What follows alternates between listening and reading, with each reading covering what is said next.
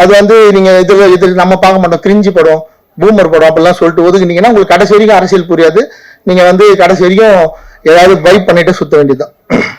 So நான் youngsters கிட்ட, college students கிட்ட கேட்கறது, தயவு செஞ்சு இந்த படத்தை தியேட்டர் பார்க்க விருப்பம் இல்லைன்னா கண்டிப்பா ஓடிடியில் வந்ததுக்கு அப்புறம் பாருங்க, அதுவும் அந்த ப்ரொடியூசருக்கு நல்லதுதான். ஆனா இந்த படத்தெல்லாம் பாருங்க, பார்த்தாதான் உங்களுக்கு அரசியல்னா என்னன்னு புரியும். இப்ப ரீசெண்டா நீங்க எல்லாம் ஒரு ஸ்டாண்ட் எடுத்ததுக்கு அப்புறம் தான் இங்க தமிழ்நாடு அரசியல் என்ன நடக்குதுன்னு ஊத்து பார்த்து நிற்கீங்க. இதை பல வருஷமா ஊத்து பார்த்து பேசுறதால பல பைய வாங்கின்னு இருக்கோம்.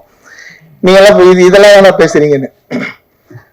இது ஒரு அரசியல் படமா தான் நான் வந்து எதிர்பார்க்கிறேன். அப்படிதான் தியேட்டர்ல போய் ஃபர்ஸ்ட் ஷோ பார்க்க போற மக்களோட உட்காந்து இந்த குழுவினருக்கு, இதுல தேவரையா நடிச்ச பஷீர் அண்ணனுக்கு நான் கிட்டத்தட்ட 4 வருஷமா பாக்குறேன். பஷீர் அண்ணன் இதே கெட்டப்ல தான் இருக்காரு. அதான் சுரேஷ் அண்ணன் சொன்ன மாதிரிதான், அவரை பாக்குறப்பெல்லாம் தூரமா போயிடுவாரு. எப்படி போய் பேசுறது, இந்த கெட்டப்லயே தான் இருக்காரு. ஒரு 4 மாசம் அந்த எப்படி அந்த படம் பண்ணீங்க, எப்படி எல்லாம் கஷ்டப்பட்டீங்க, பீரியட் ஃபிலிம் ஆச்சு அப்படிலாம் கேட்கலாம்.